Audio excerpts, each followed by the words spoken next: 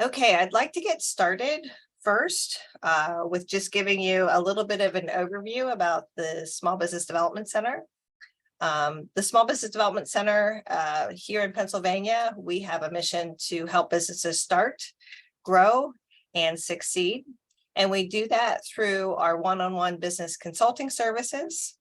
We also provide a variety of training events on topics that are near and dear to the hearts of small business owners. Today is one of them. And in addition, as a client of the Small Business Development Center, you will have access to a lot of different tools and resources that we create or that we purchase. And by connecting with us, you will have access to them. A few reminders about the SBDC. Our services are provided at no cost and it's confidential.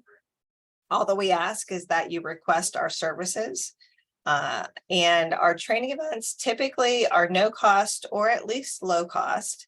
And we will be encouraging you to check out our individual center websites, as well as our lead office website at pasbdc.org for a long list of different training events that we have to offer.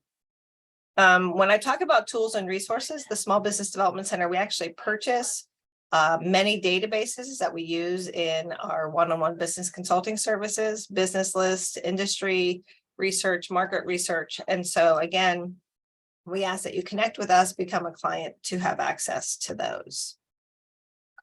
So here is our map of our statewide network. Take a look at your county and the actual SBDC that covers your area. We are a network of 15 centers, all located at institutions of higher education. We leverage the resources at the universities to bring and connect them to you through our centers. We are a grant-funded organization with significant investment by the SBA through our federal partner, as well as through the Department of Community and Economic Development on a state level through a line item called Partnership for Regional Economic Performance. And then a couple of SBDCs in Pennsylvania are part of the WEDNET program. And I bring this up because I want to make sure that you are aware of this program. This is funding, grant funding available for you, our business owners, to help skill up your workforce. Now, this particular program does have some parameters, and so that we ask that you connect with us through this website, wednetpa.com. Your business needs to be eligible, your employee needs to be eligible, and the training needs to be eligible. If those three check the box, then you can have access to up to $2,000 per employee about every year or so. So we always want to make sure that we mention that program. Okay, with that, I'd like to introduce you to today's speaker. Joining us today from the Temple Small Business Development Center is Sheila Bishop. Sheila brings a wealth of experience to her role as a business consultant with the Small Business Development Center. From a long career in corporate IT, she has an extensive experience in balancing concurrent projects, interacting with a range of clients, and a wide-ranging technical background. She has a Bachelor of Arts degree in computer science from Temple University, and most recently, she held a position as Vice President of Monitoring Services Operations at Bank of America, where she worked for more than 20 years. And during her tenure, she managed enterprise teams to meet critical business needs. So Sheila, we're honored to have you today. I'm going to stop sharing my screen so that you can share your PowerPoint. It's very nice to be here today. So go ahead and get started.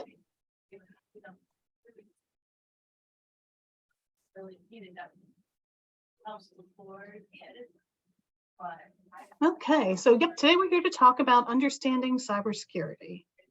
So we'll skip these first couple slides since we went through them. And today we're going to go over some of the common threats in cybersecurity and how you can go about helping to secure your systems against some of the more common threats. So the first thing we're going to talk about is, what is cybersecurity, right? So cybersecurity is the practice of protecting networks, servers, and all internet connected devices from unauthorized access and malicious attacks. How you handle and protect your data is central to the security of your business. And every business should plan for the unexpected, right? Including the loss and threat of data, right? I think we often think about flood insurance and loss insurance, but the data that's part of your business is also part of that sort of risk planning that you need to do. And this is becoming more and more true in our increasingly connected world, right? Everything is connected, right? And we hear more and more about the Internet of Things. And that the Internet of Things refers to the network of connected objects that are able to connect and exchange data using embedded sensors. So now we live in smart homes, we have smart cars, we have wearables. My watch's battery's dead, so normally I'd have it on, right? But our baby monitors are now smart, our refrigerators, right? And we love all these conveniences, but as much as we love them, cyber criminals love them just as much, because there are more points of access into our data and into our systems. So why do we need cybersecurity, right? There's three main reasons, for protecting your business. It's to protect the reputation of your business, to decrease your liability. I mean, often there is actual liability that comes with a cyber loss for your business, and it also reduces the cost of recovering from a cyber crime. You need to keep your customers' data secure, and it also increases your employer's productivity, because the time you spend getting a good cyber plan in place will definitely reduce any time you would spend recovering from an attack. And when we talk about reputation hits, there's like three that really come to mind for big hits to reputations from cyber attacks. The first one that comes to mind was the 2017 Equifax cyber attack, where 147 million people's credit information was stolen. And really, it was all their credit information, because Equifax has, all the details about you. And that was a huge issue. And they had to provide people's credit reports for them for free for many years, and really just tarnish the reputation, I think, ongoing to this day. And in 2013, Target, right, lost 40 million people's credit card information and 70 million people's customer records. And they took a huge stock hit and also a huge sales loss, because people were very uncomfortable with shopping at Target for, almost a year, until they really built back up their reputation. Because I think everybody goes to Target, and the idea that the data that you have there was vulnerable really hit home for a lot of people, because not everybody thinks about their Equifax records, but we all think about all the data that Target has about us. And in 2011, Sony's PlayStation lost the personal information of 77 million account holders. And a lot of these were children's records, and again, really hurt their reputation. So what are some of the common threats? So malware, we often hear about malware. And what are the drivers of malware? Are fun, profits, and to cause harm. And the types are viruses, worms, rootkits, and ransomware. And we will talk about these common types in the coming slides. Cyber criminals seek to exploit human or security vulnerabilities to obtain goods, money, or political gains, right? So the financial gains, recognition, or political motivations. So let's start with computer viruses. Computer viruses are a form of malicious software. Viruses attach themselves to other programs, alter the host programming code, replicate themselves, and seek to infect other computer programs. And that's why we got the name virus, because just that's sort of how a virus works within your cells. Right? Email is a popular method to spread viruses, right? So you get an email with an attachment, you click the attachment, and suddenly you've affected your computer. Your computer then connects to the network. It's now affected files on the network, goes to the next computer, it spreads. You may also have heard of a worm. The difference between a worm and a virus is a virus requires a host program. A worm, once it's on the system, just starts replicating itself without a host program. So that's the big difference between the two of them. They typically cause both worms and viruses cause performance issues because if nothing else, they're eating up your computer resources by doing this replication, constantly replicating themselves. They may be doing other harm, but just that act of replication is using up your computer resources. And that's usually how they are detected, because people call in the IT department because suddenly there's a lot of lag in the system's running slower than normal, and that's when they are generally detected. These are some of the most damaging computer viruses, and you can see how much they've cost industry, each of them in turn. And if you want to read some more information about some of the more famous ones, you can see here. And I'm just curious, has anybody here been infected with any of these?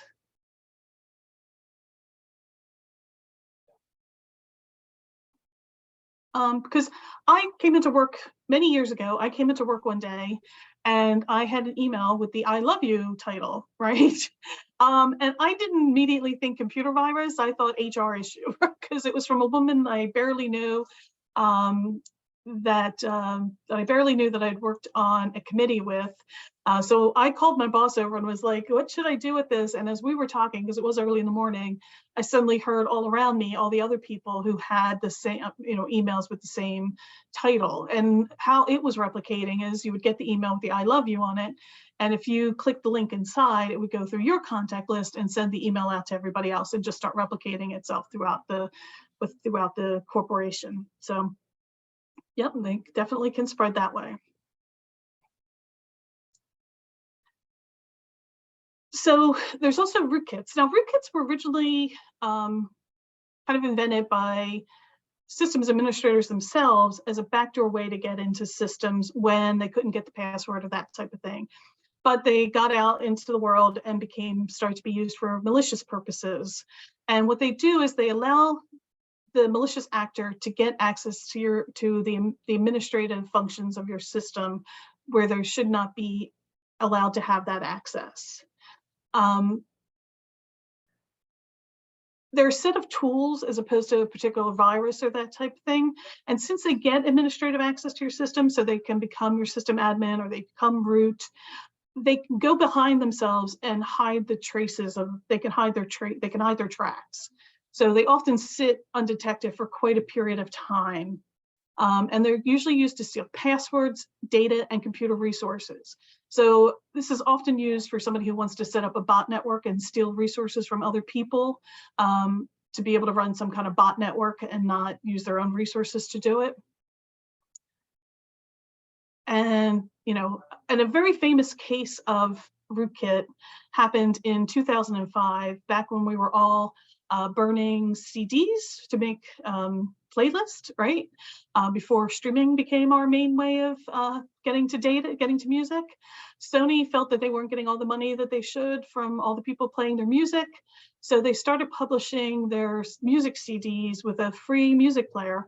But along with this free music player became a rootkit. So when you installed the CD and downloaded your music, you also got this free music player, and along with this free music player, it embedded a rootkit that, again, got system admin access to your system. And then anytime you tried to play a Sony song that wasn't, didn't have the digital rights management on there, it would tell you that you weren't authorized to play that song. And people became up in arms because nobody has the right to go in and put a rootkit on your system or gain admin access to your system that you don't authorize.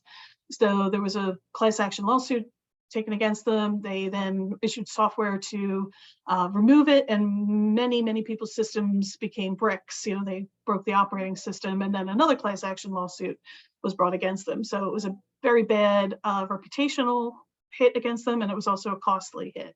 But the idea was that with that CD, they also installed this, again, rootkit to get administrative access to people's CDs to then take action that people did not want them to take. So that's the kind of thing that a rootkit can do. And ransomware has definitely been in the news quite a bit, especially in 2001 with the Colonial Pipeline shutdown. And what ransomware does is it denies access to the business's computer systems or files until a ransom is paid to restore access. It doesn't delete the files, doesn't move the files, it leaves everything where it is, but it encrypts all the data and you have to pay to get the decryption key. So it doesn't give you the decryption key until the ransom's paid. And it's usually carried out by using a Trojan, a file infected with the malware. And again, the most famous case is Colonial Pipeline. Now, the thing you need to note is all you got was the decryption key, right? So the malware is still there after you paid the ransom. And technically, they could trigger it again at any time.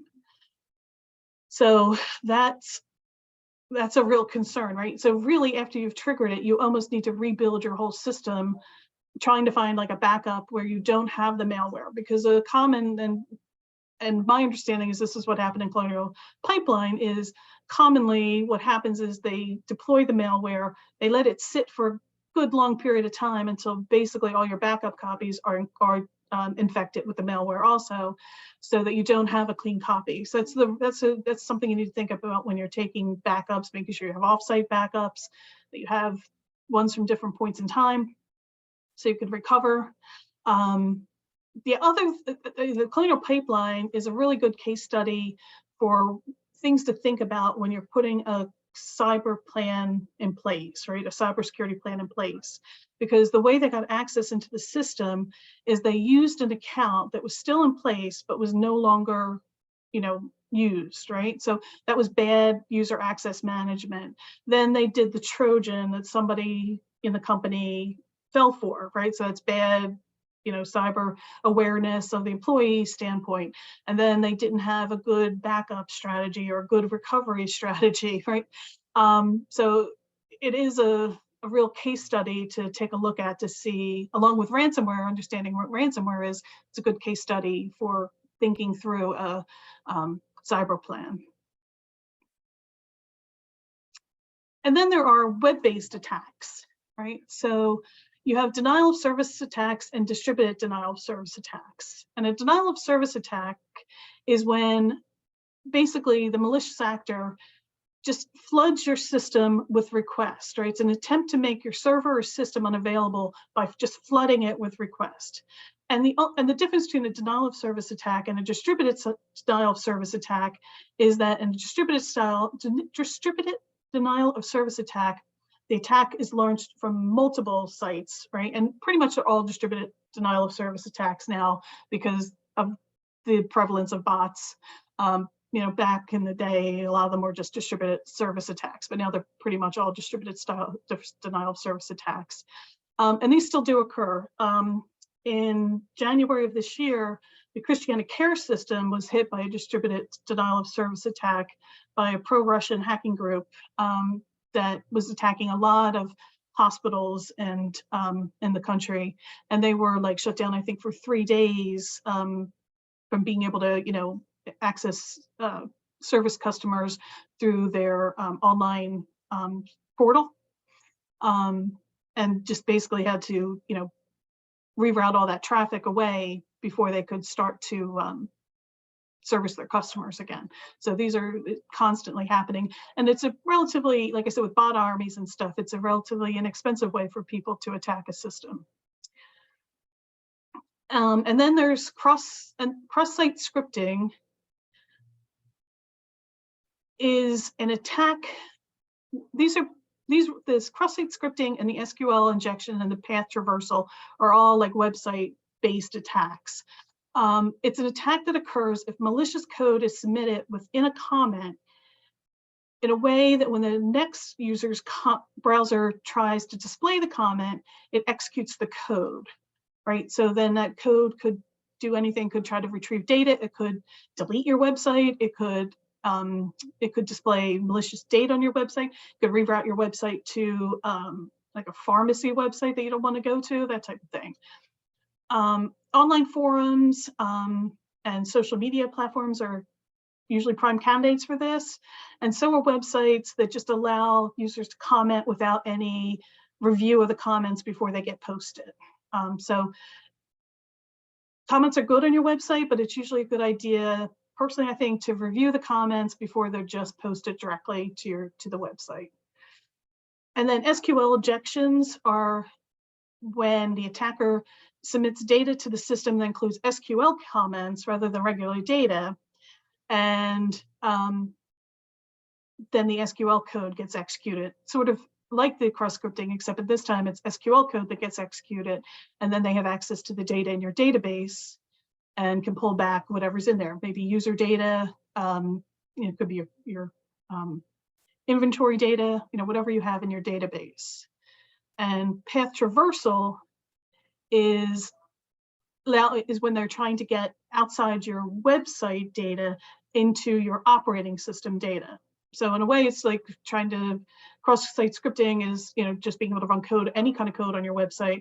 SQL injection is trying to get to your database data, and path traversal is trying to get to your files and system data. So it's trying to get access to direct files and directories that are stored outside your root file system. And it basically occurs when user parameters aren't sanitized, right? So you're allowing for the // to be, you're not escaping for it. So you're allowing that to actually be interpreted as like an operating system command, or there's lack of access controls to the resource. So you're allowing anybody to be able to execute those commands. It's also known as a .. attack or directory climbing. And then you have man-in-the-middle attacks. And these are when an attacker inserts themselves between the two parties, and the goal is to steal the data as it goes between the two parties, such as login information, financial data, and personal data as it flows between the two parties. It's a form of session hacking, right? So one way you can do that is by putting a sniffer between the two parties. And it uses to intercept the data being sent to and from a device, or an evil twin. And an evil twin is when an attacker duplicates a legitimate Wi-Fi network, enabling them to intercept the data from the user who believes they are signing into a legitimate network. So like whether that's your local coffee shop or at the airport, right? So you think you're signing into your local cafe's Wi-Fi, and you're really logging into the guy next to you's Wi-Fi who's spoofing the cafe's Wi-Fi. So those are all pretty much high tech, somebody's had to think about some technical ways to get your data, but there's low tech ways that really rely on human error and social engineering. And these are very effective ways to get people's data also. And the first one is phishing, right? And this is when the malicious actor sends out a fraudulent message designed to trick the receiver into revealing personal information, sensitive information, or click on a link to do the same thing, right? Click on the link that will then get them to reveal data that they're not supposed to reveal, right? There's, they can be classified as spear phishing or whaling, just in case this ever comes up. Spear phishing is when they go after a specific person, right?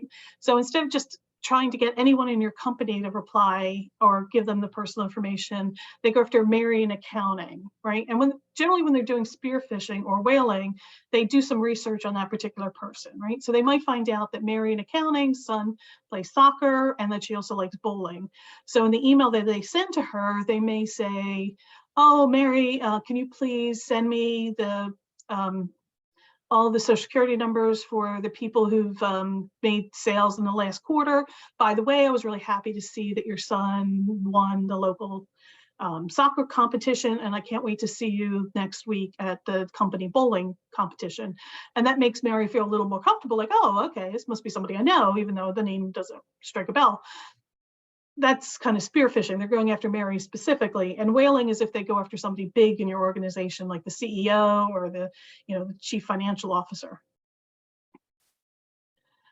Another way that your system can get infected, kind of low tech, is with infected removable media. And if you think about that Sony case I was telling you about with the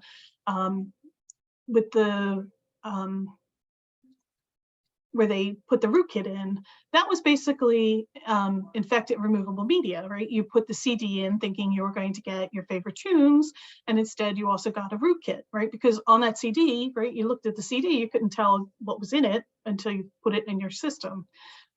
The same seems true for like those thumb drives that you get, right? Especially like you go to a conference, you go to a home show, everybody's giving out free thumb drives, and you think, oh, this is great, save me 20 bucks. I don't actually know how much thumb drives are right now. But you have to be really careful because you really don't know what's on that thumb drive. Now, if you have good antivirus software on your laptop, hopefully it'll catch anything that's on there, but maybe that's a new virus that that your software isn't up to date on. So you have to be really careful about infected removable media. And if you're at the mall and you go to a charging station, some of those charging stations are not just power, they can also download data. So again, you need to be careful. You can get little adapters to put between, the wiring that ensure that only power is coming from those. So it's amazing it's amazing how malicious actors can think of new exciting things to do. Another risk is fake websites, right? Fake websites are set up to look like real sites to scam people and to collect their data.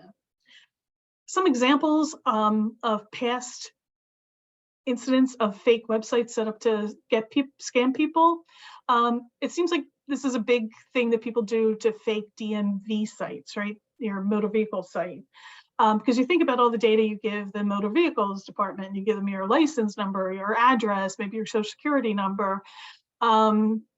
So, people would set up fake DMV sites and gather all this information from people. So to spot a fake site, look closely at the domain name. Is it DMV, philly.dmv.gov, or is it philly.dmv.gov.com? That's probably not right? Like it wouldn't have the extra .com. Is it actually philly.dmv? I don't know, I'd have to look it up.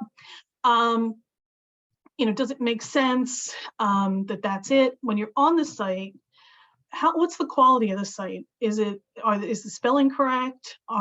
Is the grammar correct? Is the content what you would expect from the site? Just really, if anything kind of gives you that feeling, do some more research to make sure you're on the right site before you give your personal information. And again, some examples of where this has happened in the past are DMVs. The FBI was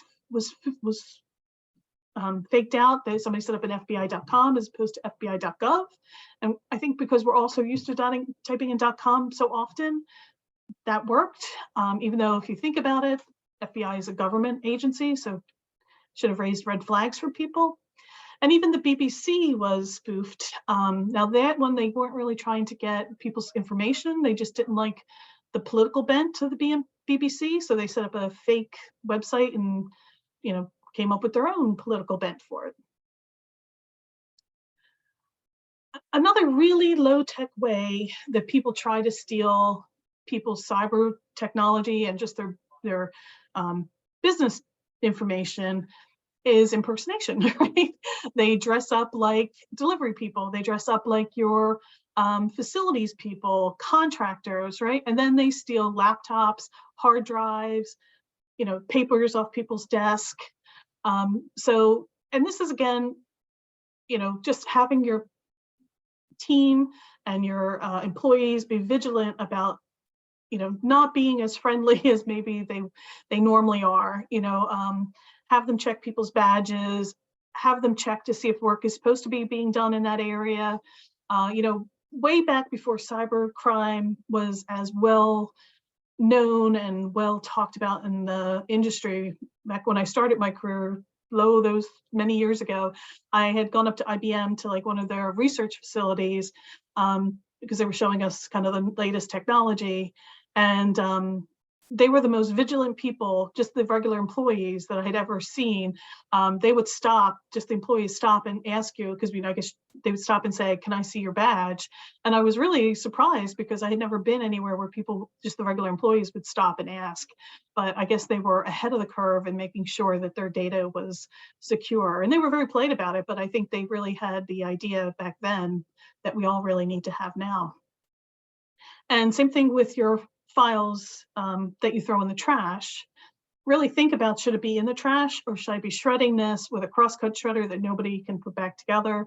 You know, even if it has some sensitive data on it, shred the document, because people will go through your trash to try to get the information.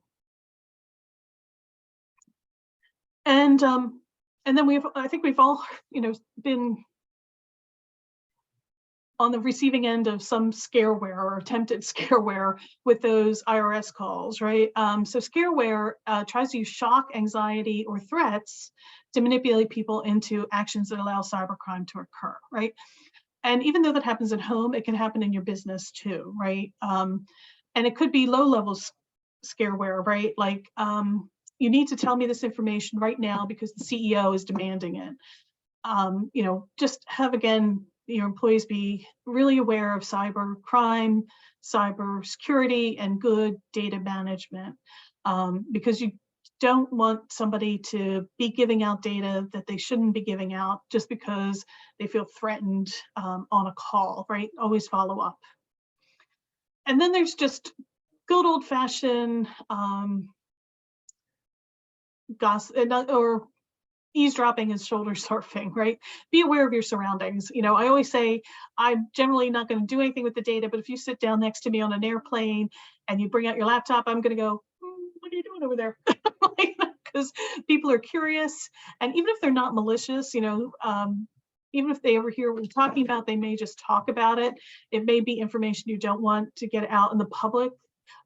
So be aware of your surroundings, be aware of what you're talking about in your surroundings, and who might be around you, and who they might be, and who they might know, and how that data might get disseminated, right? So if you're working in a public place, just be careful who can see the data you're working on, who can overhear what you're saying, because your data is probably a big part of your the secret to your business. All right, so we've talked a lot about the threats to your business. Do we have any questions? Sheila, we had two that came in at the very beginning. And the first one was, is there any assistance for legal consultation? I don't know. I don't know the answer to that, Cindy, for your area, right? Do you guys have that? I mean, I think Temple has a legal clinic, but I'm not sure about.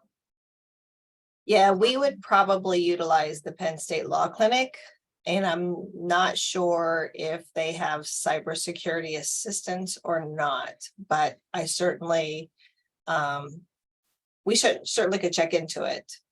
But you can talk a little bit about what Temple has. Just the same thing. I'd have to check to see if they do cyber stuff. I'd have to check into that. Okay. And then the next question, and this came in at the very beginning, it says, please comment on the statement, use technology, but not too much, in relation to this topic.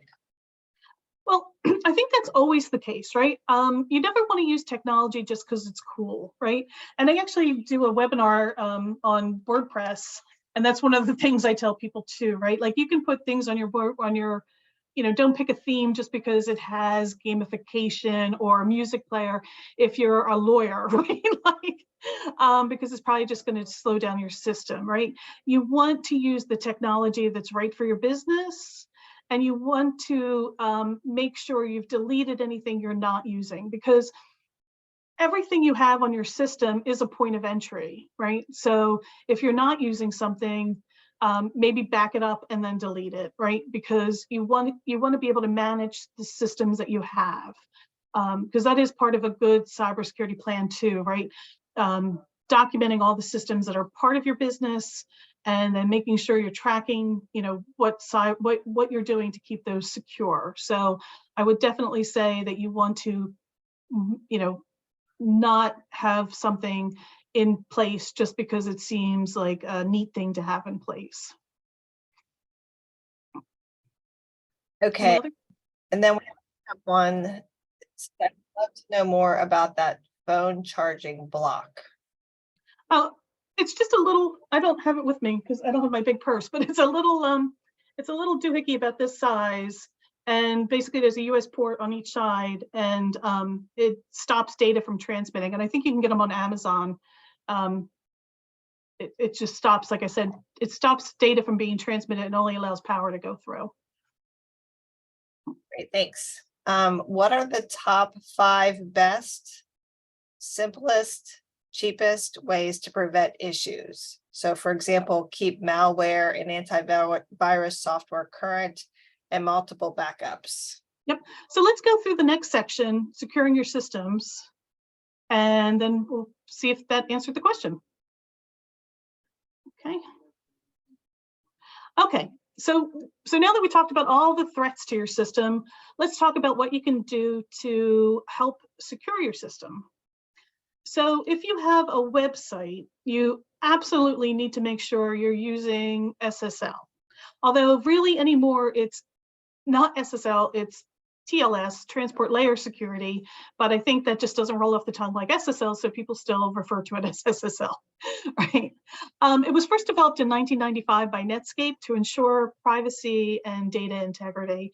And basically it's a secure channel between the two machines. And that's important to remember, because I've heard people say like, oh, you have SSL, your website's secure.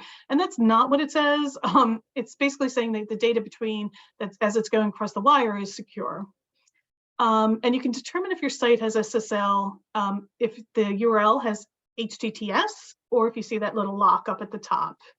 And it encrypts the data as it moves between the two sites. And it's basically like a handshake, right? The client connects to the secure site. The server provides a digital certificate. The client confirms the authenticity of the certificate. There's a handshake. The data is encrypted. And then at the other end, it's decrypted using that session key I got with the certificate. And then the connection closed, and that certificate and that session key are no longer valid ever again. And that's why it's secure, because if somebody grabs that, they can never use it. It's not good anymore, right? So that's really the whole key there, is that it's a once and done kind of technology. The least exciting and kind of most annoying in a way thing you can do to keep your system safe is good password management. And you really need to have long, annoying, often changed passwords, which I know nobody likes, right? But you really do, because along with those bot armies that do all those other things, they are also trying to break passwords around the clock. You need to have your password be a minimum of 12 characters. Now, if you want to make it 11 characters, I'm not going to quibble with you. But if you want to make it 8 characters, I'm going to give you a really good reason not to make it 8 characters. Even if you have the best 8-character password, right? It's complete gibberish. It's not a word. It has upper and lowercase characters. It has special characters. It has numbers. It has no meaning whatsoever. It can be broken in 39 minutes, right? That's not a long time, right? If you had that same password methodology, upper and lowercase letters, numbers, special characters, and you had a 12-character password, it would take 34 years to break that password. That is a huge difference, and well worth the inconvenience of having long and hard to remember passwords. So then you say, well, how can I manage all of those passwords, right? If they're all so long and I can't remember them. And you can use password vaults, right, to do that. So like LastPass and 1Password. And then you really just need to remember that one password for the password vault. And you can make that password more memorable, right? Like I always say, like if your mom had a saying, right, that only your mom had, right? Like my mom used to have, she had a weird saying, like don't go out without your galoshes or something. You could take the first couple letters of each of those and, put in random letters and, special characters, and, maybe that password you try to make so it's rememberable. But that's only the one password then you need to remember, and you use the password vault to remember all these other long and complicated passwords. You do need to make them a mix of upper and lowercase characters and special characters. You need to change them often because, like I said, those, it is out there, there are people out there trying to break passwords all the time. If they just broke your password, you want to be able to, you want that password to be changing all the time. You want to stay one step ahead of that.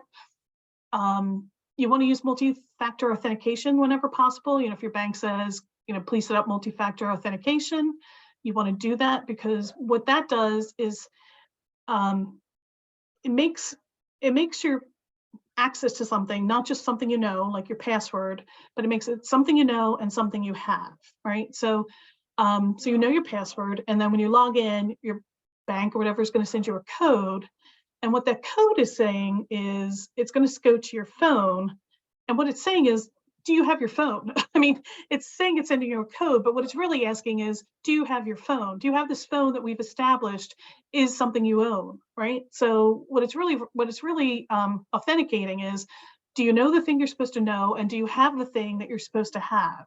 So that's why it's multi-factor authentication. Avoid the name of pets, family, birth dates, because if somebody does actually target you as opposed to just running through like a bot thing, all of that stuff's available in social media, unless you really don't. And even if you don't post, people post about you. So keep all that stuff, out of your passwords. I was watching the Today Show earlier this morning, and the one correspondent was talking about how much he loved cookies and how he used cookies in his passwords. And I thought, oh my God, what are you doing? So don't do things like that. Don't use words in the dictionary, because the password crackers go through, that's basically what they do. They have like the dictionary, and then they do obvious letter replacements, like 0 for 1, not 0 for 1, 1 for L, 0 for O, all of those. Don't use the same password in multiple accounts. If they break into one of your bank accounts, you don't want them to get into all your bank accounts. If they break into Netflix, you don't want them to get into your money market account, right? And certainly don't share your passwords, and avoid passwords that have already been compromised. And my little sticky note is a joke and not a recommendation. Okay. The other thing you should do is implement the principle of least privilege, and that even includes you, right? Like, don't give anyone access to something that they don't absolutely need, right? So if somebody is your payroll person, they don't also need access to your shipping systems. If somebody, works on your website, they don't need access all the time, even, right? Maybe they only need access when they're making updates to your website. So when if you have somebody who makes changes, set the password before you ask them to make the changes, reset the password when they're done making the changes. It does a few things. It allows you to know who has access at any given time. So if something happens, it narrows down who may have made those changes. And it also, so say you have, one person who's in payroll and one who's in shipping, and the person in payroll's account is breached, it reduces the harm that breach can have, right? Because now your shipping has been breached and not your payroll, right? And that's the idea. It limits the permissions to the people who perform that function. And again, a lot of this cybersecurity is not exactly, exciting, right? Good application and systems maintenance and hygiene is a key to good cybersecurity too, right? Back up your systems regularly, have a good backup strategy, install operating systems and program updates, install any malware software, and keep it up to date. Keep your virus files up to date. Keep your your website software themes and plugins patched, and reduce and delete the ones you're not using. Keep your software security up to date. Delete unused and unnecessary user accounts. If you remember, we were talking about the Colonial Pipeline, and they got in by getting into an unused account. if somebody goes out on maternity leave and is going to be out for 6 months, you know, at least revoke their account, or, you know, so make it so that nobody can log into it until they get back. Use complex passwords. Don't perform sensitive tasks over public Wi-Fi or unencrypted devices, right? While none of this might seem like security work, keeping your systems and applications up to date and well-maintained is critical to keeping your data secure, right? Cyber criminals keep track of vulnerabilities and versions of applications and operating systems, and they are ready to pounce if you don't keep everything up to date and, you know, right up and, you know, right up to where it needs to be. Sheila, Yes. we have quite a few questions, and I know that the one that I had mentioned you were addressing. Is there, the next question that Megan has, is there a simple cybersecurity plan a small business can find online?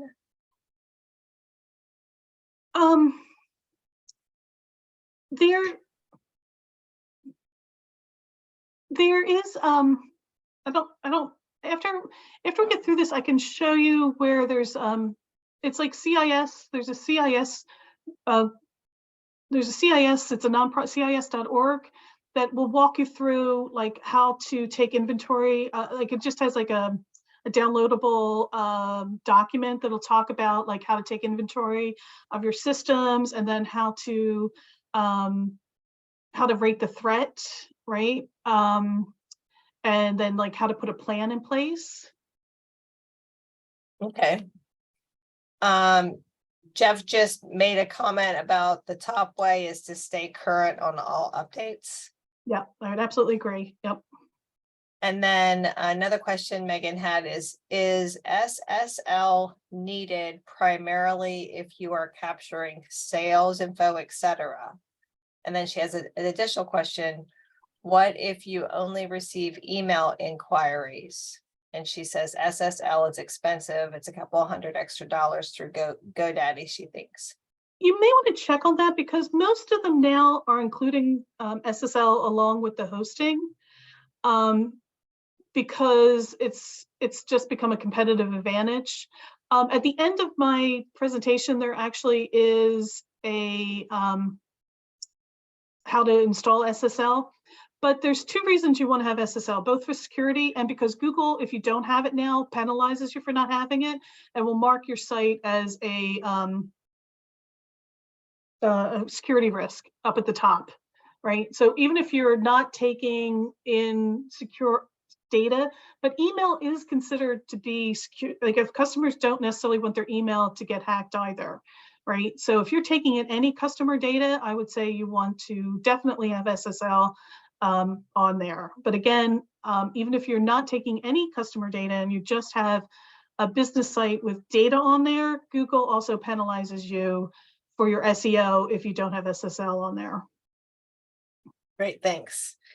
Phil asks, is HTTPS the same as HTTPS? It's not the same thing, but that has to do with the protocol that's being used. Both of them are secure. Okay. Jessica asks, LastPass has had a number of hacks. Is it enough times to move?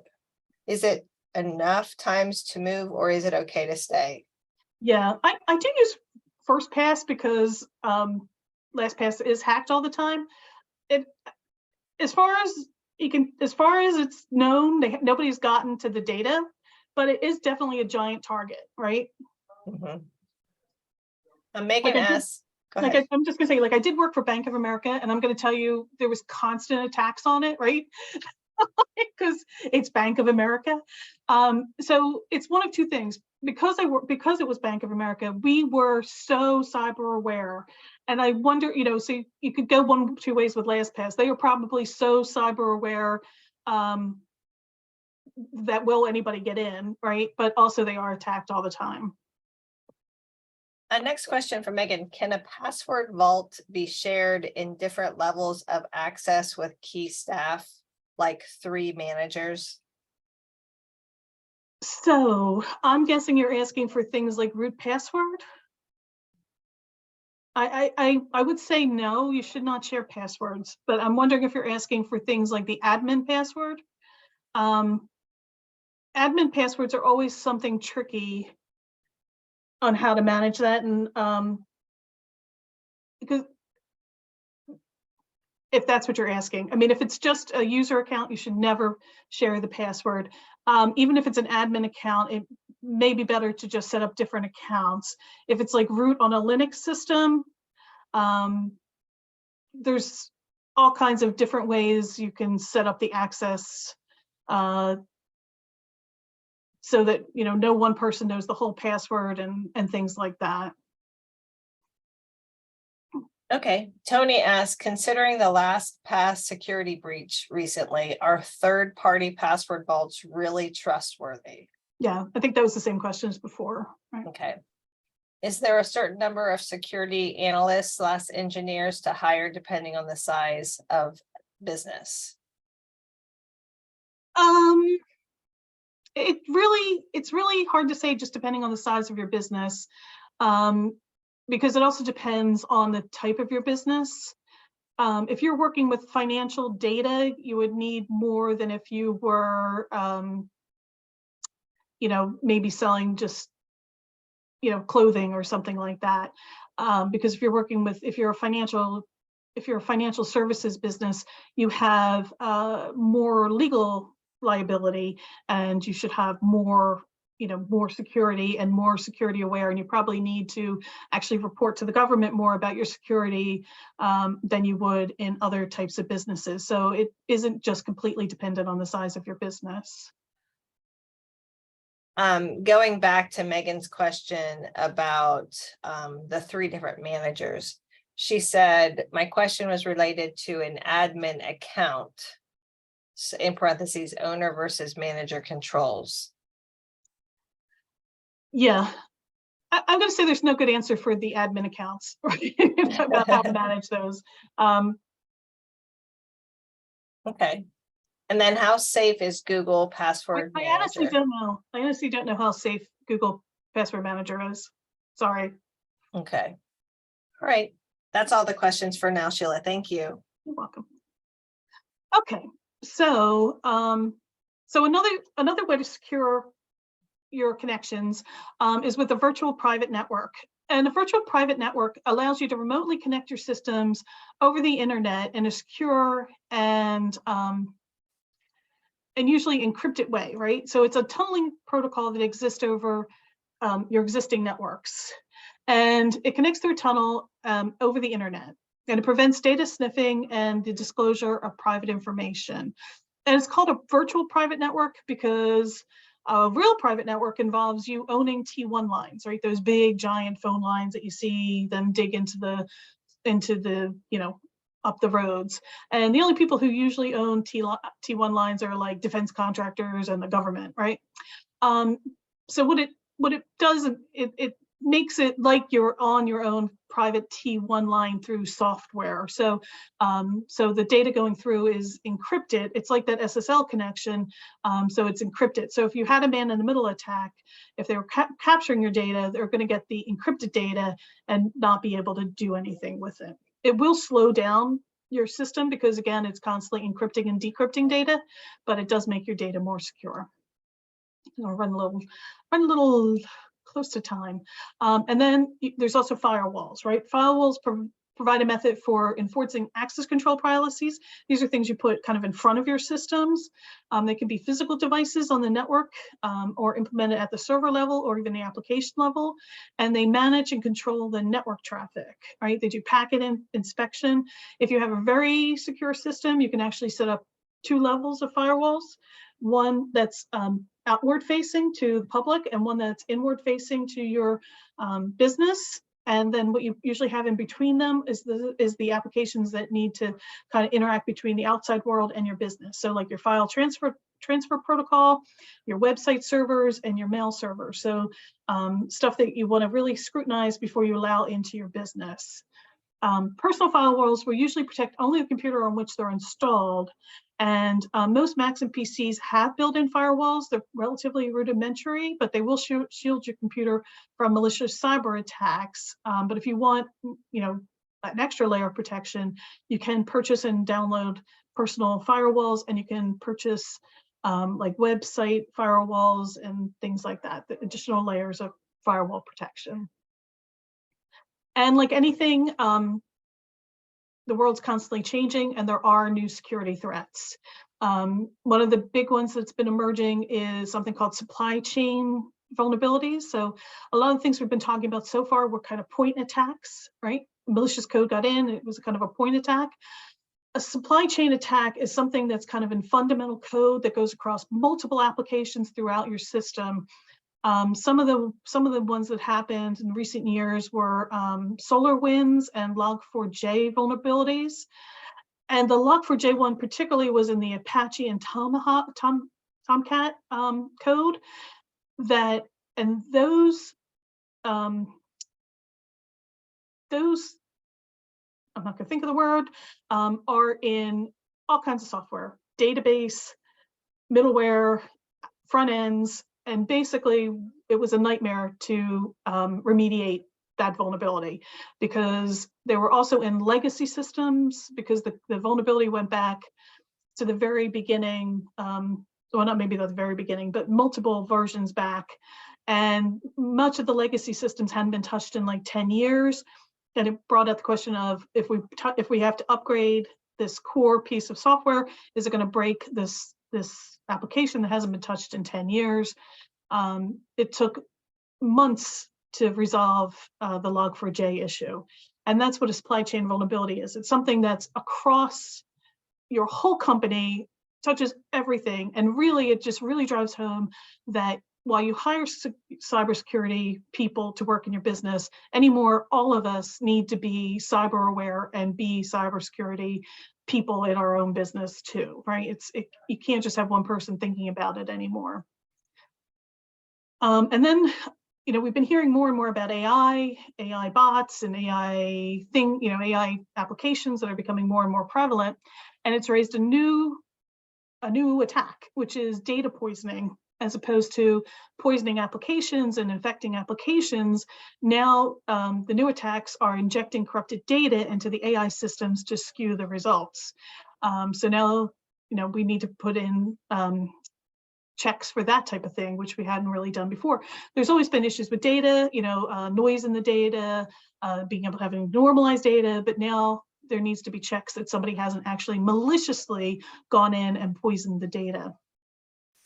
And then we have the new technology like biometrics and behavior-based security, where it's giving you access based on your thumbprint, your eye print, your face.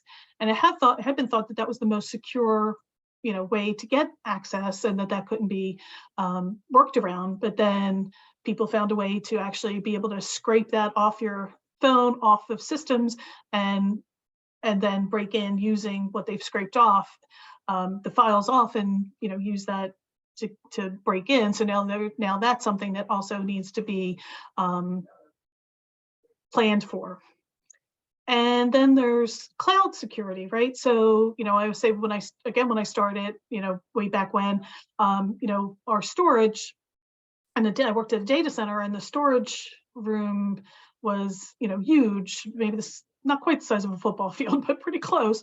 And constantly the question was like, how are we going to get more storage? We only have limited raised floor space. And then it shrank and shrank, shrank. But anyway, now it's all up in the cloud, and it could be sitting next to your competitor's storage, right? So your data is next to your competitor's data. How do you make sure that it's secure? So now you're not just talking about encrypting data in movement, right? So SSL was encrypting data as it moved. Even VPN was about encrypting data as it moved. Now you're talking about encrypting data at rest.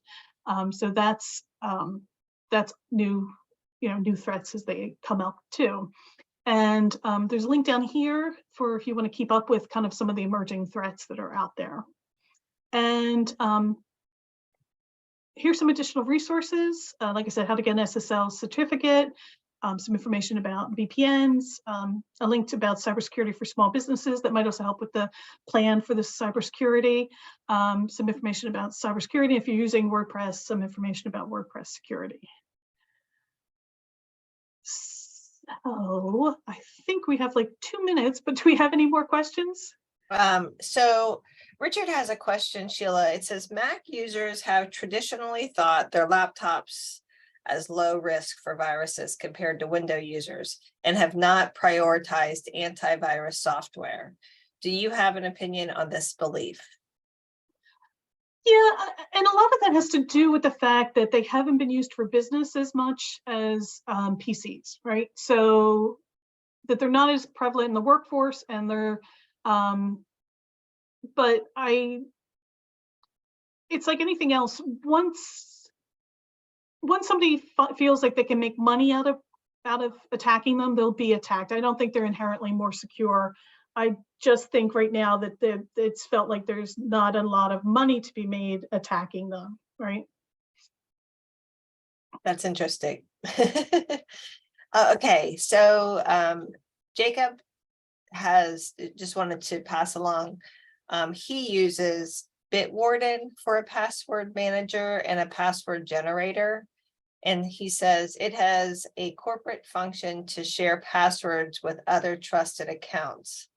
Authy for a 2-factor authentication where I can. Okay, So that's a good one. Yeah. Yeah, like I said, we used to have that problem at the bank too, and we had a whole crazy way of doing it for the root password. That's why I was like, it's not an easy question to answer, how you do the shared accounts for the admin.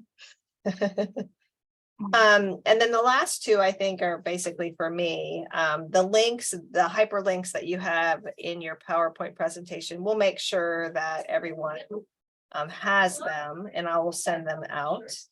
And then also I will be sending a copy of both presentations today. So hopefully that answers the last two questions. But if anybody has any more questions before we sign off today, I would encourage you to throw them in the Q&A and we can address them before we sign off. And just to give everybody a chance to add another question, I'll just finish with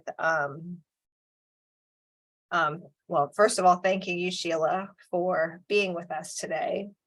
And then also I will be sending out a survey link. And so I'm just asking everybody to go ahead and complete the survey that enables us to get immediate feedback from you about today's event and the content, as well as timing, format, and other topics of training that you might be interested in.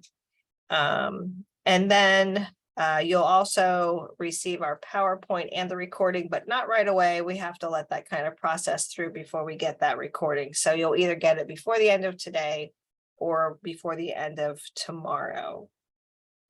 Let's see, and I will be sending the recording, yes. So with that, we do have another question.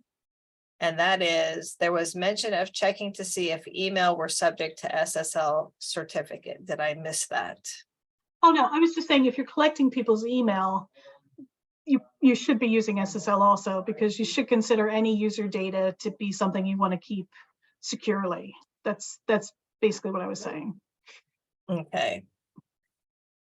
And then just as a follow-up,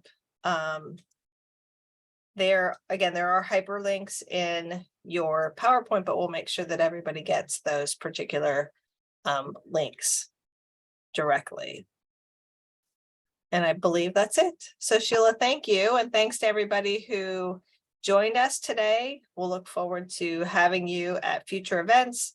Again, we recommend that you you stay in touch with your local SBDC. Always take a look at training events coming up on the PA SBDC website, listing of trainings. You'll find there live webinars, in-person training, as well as on-demand training opportunities there.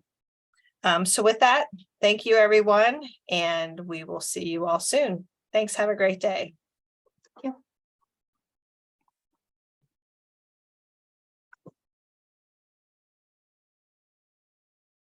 and they go